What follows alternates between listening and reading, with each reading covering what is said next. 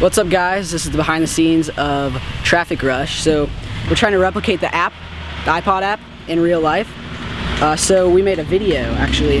Instead of tracking a video onto the screen of actual Traffic Rush or playing the game, we put a video on the iPod of just cars going by. Eric just memorized when they went. And we used that instead of like in our cheat codes video where we track the phone menu in After Effects, like with Mocha, the planner tracking, onto the screen. We saved a lot of time by just doing some practical effects. Now for this video, this was the first time we did this, we used a DSLR rig.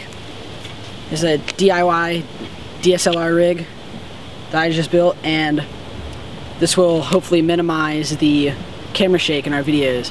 It seems to have minimized it from the looks of this video to our past videos.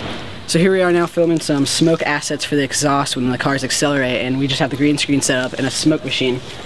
And all we're going to do is just set the camera up on tripod and blow some smoke out. And then in post-production I'm going to use motion tracking data to put the smoke behind the cars and follow it. Alright, and also we have a hair dryer right here, and we're just going to put some leaves down right over here and then blow the leaves and then put them behind the tires of the cars to act as just leaves blowing from the ground and whatnot. Yeah.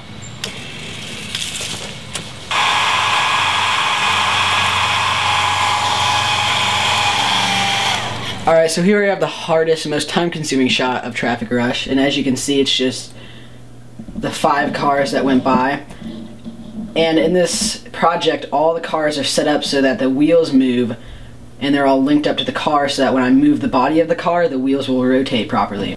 So here you can see how it was done. We have one of the cars in here in its own project, and what we do is we have these individual wheels and their rotation on the X rotation linked up to the vehicle by the select and link, and when we move the body of the car, the wheels will rotate. So to do this, what we do is we want to rotate the X axis. So we right click on it and say wire parameters, transform, rotation, and X rotation. And then we can select the body of the car, transform, position, and I believe it's Y position. And then we press this arrow so that they linked up to that, and then you can insert an expression to make it correct. So I multiplied it by -1, then divided by 5, and that just made it look correct when the wheels would spin with the car. And then you just press connect, and you do that for all 4 wheels, and then they'll move properly. So then you don't need to rotate the wheels, which can be a pain when you have the motion tracking data.